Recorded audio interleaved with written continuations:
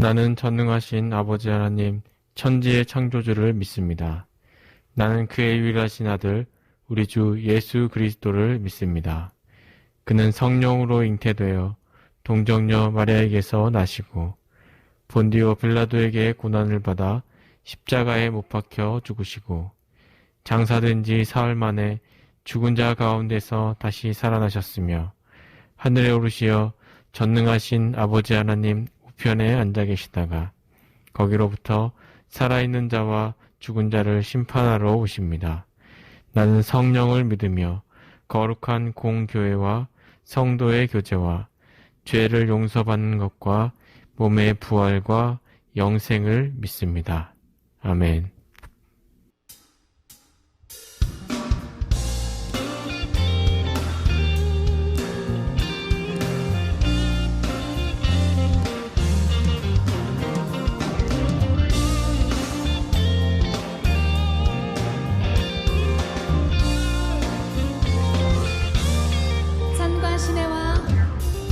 산과 시내와 붉은 돌과 땅의 모든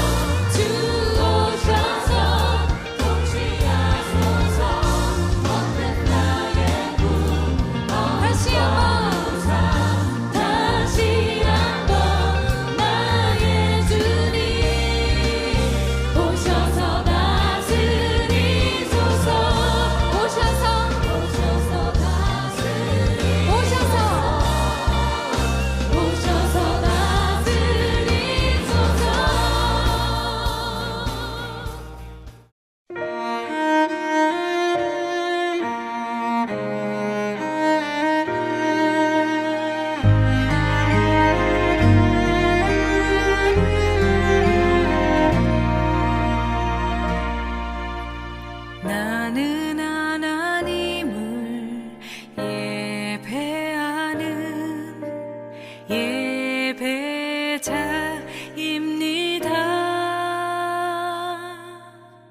내가 서 있는 곳 어디서나 하나님을 예배합니다. 나는 하나님을 예배하는 예배자입니다.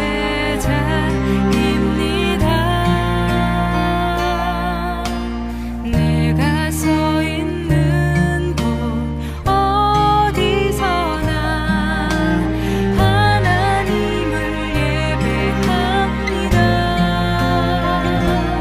내 영혼 거룩한 은혜를 향하여 내 마음 완전한 하나님 향하여 이곳에서 바로 이 시간 하나님을 예배합니다.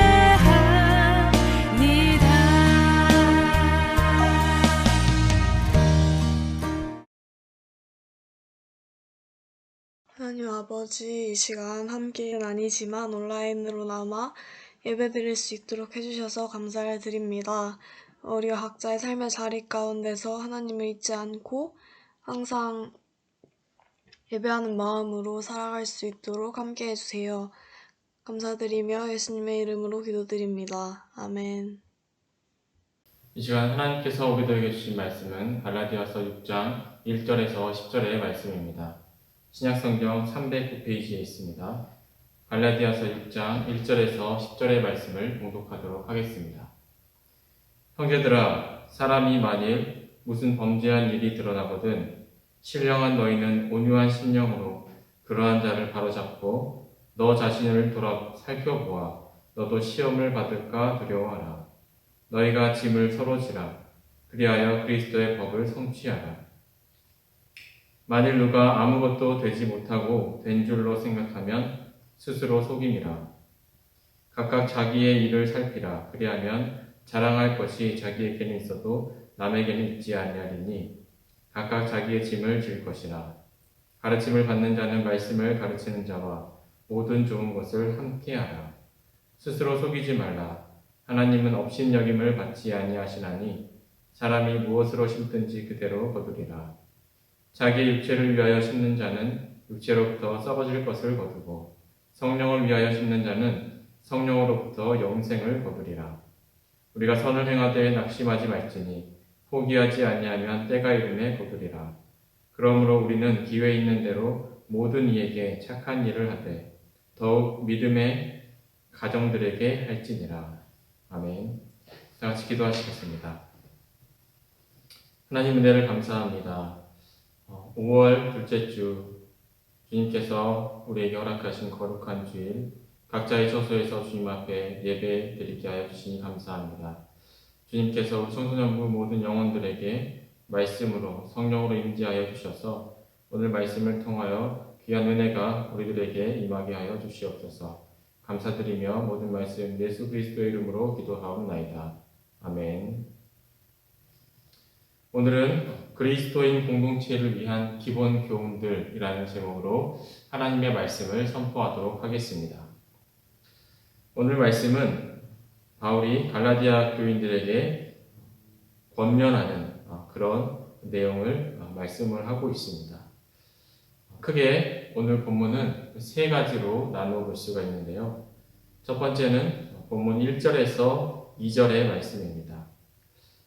1절에서 2절의 말씀은 연약한 형제를 책임지고 짐을 함께 져야 한다라고 말씀을 하고 있습니다. 두 번째는 3절에서 5절의 말씀인데 겸손하게 자신의 의무를 다해야 한다라고 권면을 하고 있습니다. 세 번째 부분은 6절에서 10절의 말씀인데 교역자와 영적, 물질적 유익을 함께 나누며 또한 성령 안에서 낙심치 말고 꾸준히 선을 행해야 한다라고 바울은 권면을 하고 있습니다. 오늘 본문의 말씀을 함께 차례대로 살펴보도록 하겠습니다. 오늘 본문 1절의 말씀을 함께 보도록 하겠습니다. 1절은 이렇게 기록하고 있습니다. 형제들아, 사람이 만일 무슨 범죄한 일이 드러나거든 신령한 너희는 온유한 심령으로 그러한 자를 바로잡고 너 자신을 살펴보아 너도 시험을 받을까 두려워하라 라고 기록을 하고 있습니다. 여기에 보면 무슨 범죄한 일이 있거든 이라고 말씀을 기록을 하고 있습니다. 바울은 단도직입적으로 범죄한 일이라는 표현을 구체적으로 사용을 하고 있습니다. 그러면서 이 본 단락의 주제를 분명하게 부각을 시키고 있습니다. 여기서 범죄한 일이라는 단어가 뜻하는 것은 넘어짐, 또 발을 헛디딤, 곁에 넘어짐이라는 그런 원어적인 의미를 가지고 있습니다. 본문에서는 이러한 의미와 더불어서 특히 이 단어가 지닌 이 어원적인 이미지, 다시 말해서 진리와 정도에서 벗어난 넘어짐이라는 단어를 더욱더 선명하게 부각을 시키고 있습니다. 그러니까 범죄라는 것이 우리가 생각하는 법을 어기는 그런 차원의 문제가 아니라 하나님의 말씀 가운데 진리 가운데서 발을 헛디디는 것들, 하나님의 말씀에서 벗어나서 넘어지는 것들, 그런 것들이 범죄하거든에서 말하는 이 범죄라는 것을 바울은 우리에게 말씀하고 있다는 것입니다. 다시 말하면 이것은 성령을 따라 행하는 삶에서 벗어난 행동을 말씀을 하고 있습니다. 세상 사람들은 법의 테두리 안에서 하는 모든 행동들은 괜찮다라고 이야기를 합니다. 하지만 우리 믿는 사람들은 법의 테두리 안에서 하는 것 그 이상을 넘어서 우리가 성령의 인도하심을 받아서 하나님께서 우리에게 말씀하시는 그 말씀의 테두리 안에 거하는 것, 그것이 바로 범죄하지 않는 것이라는 것을 우리에게 말하고 있다는 것이죠. 그러므로 우리는 성령을 따라 행하는 삶을 살아야 될 줄로 믿습니다.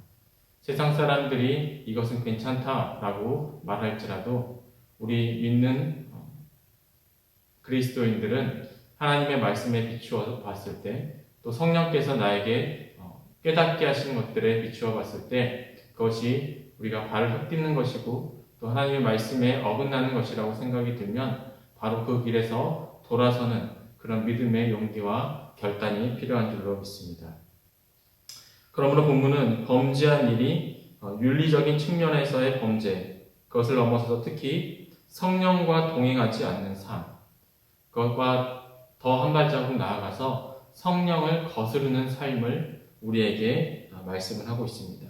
그래서 갈라디아서 5장에서 말하는 육체의 일, 이것을 우리에게 의미하고 있다라고 생각할 수 있을 것입니다. 세상 사람들과 우리가 구별되는 것은 그들이 법의 테두리 안에서만 살아가는 것이라고 한다면 우리는 이 성령이 함께하는 삶, 동행하는 삶, 그리고 성령의 인도하심을 받는 삶이 바로 범죄치 아니하고 주의 말씀 가운데 거하는 그리스도인의 삶임을 우리에게 말씀하고 있다라는 것입니다. 또 6장 1절의 후반부의 말씀에 보면 이렇게 기록이 되어 있습니다.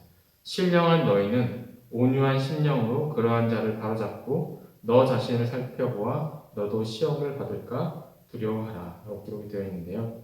여기서 신령한 너희라는 것은 어떤 특별한 은사를 가진 이 갈라디아 교회의 지도자들, 그리고 그 교회 내에서 파벌을 지칭하는 것이 아니라 오늘 바울은 이 하나님의 성령을 받은 이 갈라디아 교회의 모든 성도들을 의미하고 있다라는 것이죠. 그래서 다시 말해서 여기서 신령한 너희라는 것은 이 갈라디아 교인, 이 성도들을 의미하고 있다라는 것입니다. 이 바울은 갈라디아 교인들 가운데 이 어떤 특별한 불만을 언급하는 것이 아니라 이 모든 범죄함에 빠지지 않는 성령의 인도하심을 받는 그 모든 갈라디아 교인들을 대상으로 이 말을 사용하고 있다라는 것이 적절한 것이라고 성경의 학자들과 또 많은 연구자들이 이렇게 이야기를 하고 있습니다.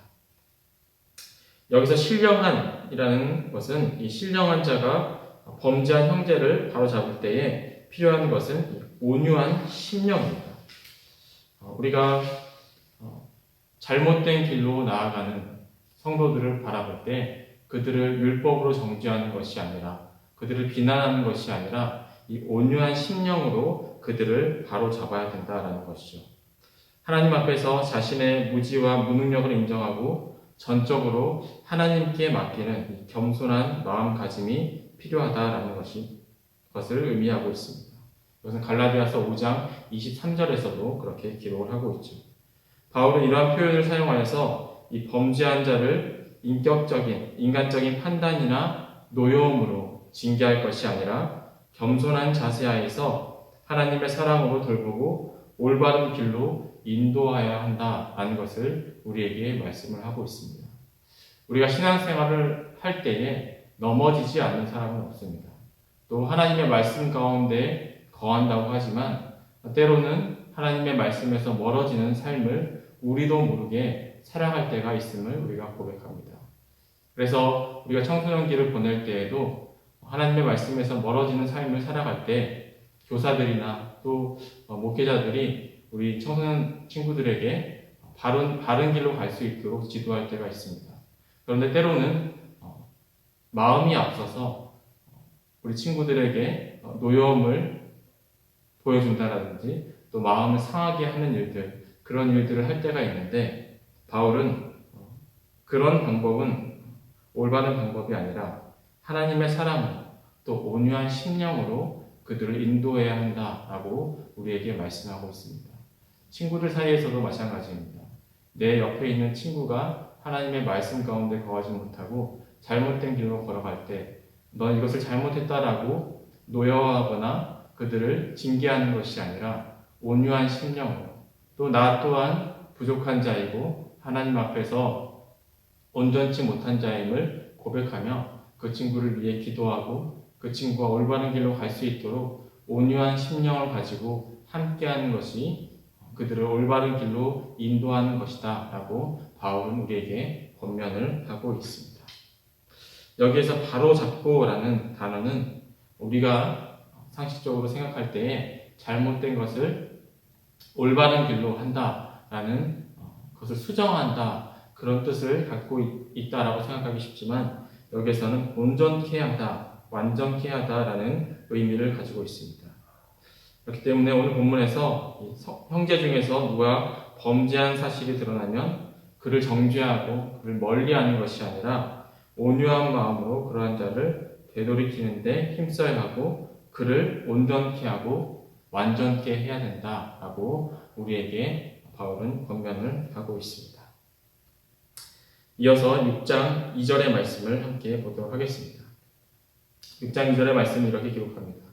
너희가 짐을 서로 지라 그리하여 그리스도의 법을 성취하라 라고 기록을 하고 있습니다. 지금 바울은 갈라디아 교인들에게 하나의 공동체로서 그들이 상호 협력하고 또 보완하고 사랑의 공동체를 이루어 나갈 것을 강력하게 권면을 하고 있습니다. 그들이 각각 개인이 따로따로 살아가는 것이 아니라 그들이 그리스도 안에서 한 지체이며 한 공동체이기 때문에 그들이 사랑의 공동체를 이루어 나갈 것을 강력하게 권면을 하고 있습니다. 마음을 같이 하고 또 같은 사랑을 가지고 또 뜻을 합하여 한 마음을 품어 각자 일을 돌아볼 뿐만 아니라 각자 사람들의 일들을 돌아보아서 나의 기쁨을 충만케 하라 라고 기록한 빌립보서 2장의 말씀처럼 이 바울의 교훈이 함축된 그런 표현이 바로 오늘 본문 2절의 말씀인 것입니다. 그렇다면 여기서 말하는 짐들이란 무엇을 구체적으로 의미하는가? 문맥상 당시 갈라디아 교인들은 이 범죄에 빠뜨렸던 시험거리들, 이것을 오늘 본문이 말하는 짐들이다 라고 우리가 말할 수가 있을 것입니다. 신령한 삶을 방해하는 이런 영적인 차원에서의 짐들은 성도들에게 근심과 염려에 잠기게 하는 그런 요소들도 포함된다라고 우리가 볼 수 있습니다. 성도 혼자서 그런 짐들을 지게 되면 그 무게에 짓눌려서 헤어나올 수가 없을 때가 있습니다. 우리가 신앙생활할 때도 마찬가지입니다. 우리가 죄책감들, 또 우리를 짓누르는 그 많은 것들이 나 스스로는 혼자서 이겨낼 수 없을 때가 많지만, 우리가 그 믿음을 끝까지 이어갈 수 있는 것은 우리가 믿음의 공동체 안에 있기 때문에 서로를 도와가며 서로의 짐을 함께 지며 그것들을 이겨나갈 수 있는 것이죠. 그렇기 때문에 우리는 함께 신앙생활함으로써 보다 더 이 어려움들을, 또 이 힘듦을, 이 짐들을 쉽게 극복을 할 수가 있다라는 것입니다. 이어서 본문 6장 4절의 말씀을 우리가 함께 보도록 하겠습니다. 6장 4절은 이렇게 기록합니다. 각각 자기의 일을 살피라. 그리하면 자랑할 것이 자기에게는 있어도 남에게는 있지 아니할 것이다 라고 기록을 하고 있습니다. 여기서 살피라라는 단어가 있는데요. 이 말은 세심히 조사하고 또 그 대상의 진위 여부를 증명하기 위해 시험하는 것, 그리고 순금을 가려내기 위해서 불로 검사하는 것을 의미하는 단어입니다. 우리 인간은 본인에게는 관대하지만 다른 사람에게는 엄격할 때가 많습니다. 그러나 이 불로 연단하는 고통을 감수하며 자신의 모습과 행위를 면밀히 살피고 반성할 때에 다른 사람이 아니라 나 자신을 더욱더 면밀히 살피고 반성할 때 비로소 우리가 진정한 자기 자신을 발견하게 된다. 그리고 바울은 이 일을 우리가 지속적으로 해야 한다라고 우리에게 권면을 하고 있는 것입니다. 오늘 마지막 절 이어서 9절의 말씀을 함께 보도록 하겠습니다. 9절은 이렇게 기록합니다. 우리가 선을 행하되 낙심하지 말지니 포기하지 아니하면 때가 이름에 거두리라 라고 기록을 하고 있습니다. 여기에서 때는 하나님의 때를 의미하고 있습니다. 우리가 주의 일들을 감당하고 또 믿음 생활을 할 때에 또 주변 사람들에게, 이웃들에게 선을 행할 때에 한 번, 두 번은 쉽지만 그것을 계속 이어가는 것은 쉽지 않을 때가 많습니다. 왜냐하면 그 열매가 빨리 드러나지 아니하고 또 우리의 조급함 때문에 그것을 쉽게 포기할 때가 많습니다. 그러나 오늘 9절 본문의 말씀은 우리에게 이렇게 말씀을 하고 있습니다. 선을 행하되 낙심하지 말지니 때가 이름에 거두리라. 그러니까 하나님의 때가 이를 때에 그 열매를 거둘 수 있다라고 말씀을 하고 있습니다. 오늘 우리가 함께 나누는 이 본문의 말씀은 바울이 갈라디아 교인들에게 그들이 공동체로서의 삶을, 또 그리스도의 공동체로서의 삶을 잘 이어나갈 수 있도록 권면하는 것과 동시에 우리가 현세를 살아가는 우리들에게도 동일하게 권면을 하고 있는 그런 말씀입니다. 이 교훈들을 잘 지켜나가며 하나님의 때가 이루었을 때 열매를 맺을 수 있다는 것을 우리가 꼭 기억하며 또 하나님의 일들을 감당함에 있어서 포기하지 않고 낙심하지 않는 우리 청소년부 모든 친구들이 되기를 주님의 이름으로 축복합니다. 다 같이 기도하시겠습니다. 사랑의 주님, 은혜를 감사합니다. 오늘 귀한 말씀을 우리에게 허락하여 주시고 우리가 공동체로서, 그리스도의 공동체로서 하나된 삶을 살아갈 수 있도록 교훈하여 주시니 감사합니다. 오늘 말씀을 기억하고 우리가 주의 진리 안에 거하며 서로의 짐을 함께 지며 우리가 끝까지 낙심치 않고 포기하지 않고 하나님의 때에 열매를 거둘 수 있는 부천인 신교의 청소년부 되게 하여 주시옵소서. 감사드리며 예수 그리스도의 이름으로 기도하옵나이다. 아멘. 하늘에 계신 우리 아버지, 아버지의 이름을 거룩하게 하시며 아버지의 나라가 오게 하시며 아버지의 뜻이 하늘에서와 같이 땅에서도 이루어지게 하소서. 오늘 우리에게 일용할 양식을 주시고 우리가 우리에게 잘못한 사람을 용서하여 준 것 같이 우리 죄를 용서하여 주시고 우리를 시험에 빠지지 않게 하시고 악에서 구하소서. 나라와 권능과 영광이 영원히 아버지의 것입니다. 아멘. 청소년부 여러분 안녕하세요. 광고 시간입니다. 첫 번째, 예배 실현 관련 내용인데요. 매주 오전 10시에 실시간 온라인 예배로 드려지고 있으니 모두 시간을 잘 지켜서 함께 예배할 수 있었으면 좋겠습니다. 두 번째, 설교노트 관련 내용인데요. 지금 화면에 되실 때는 가이드라인을 잘 따라서 작성해 주시면 되겠습니다.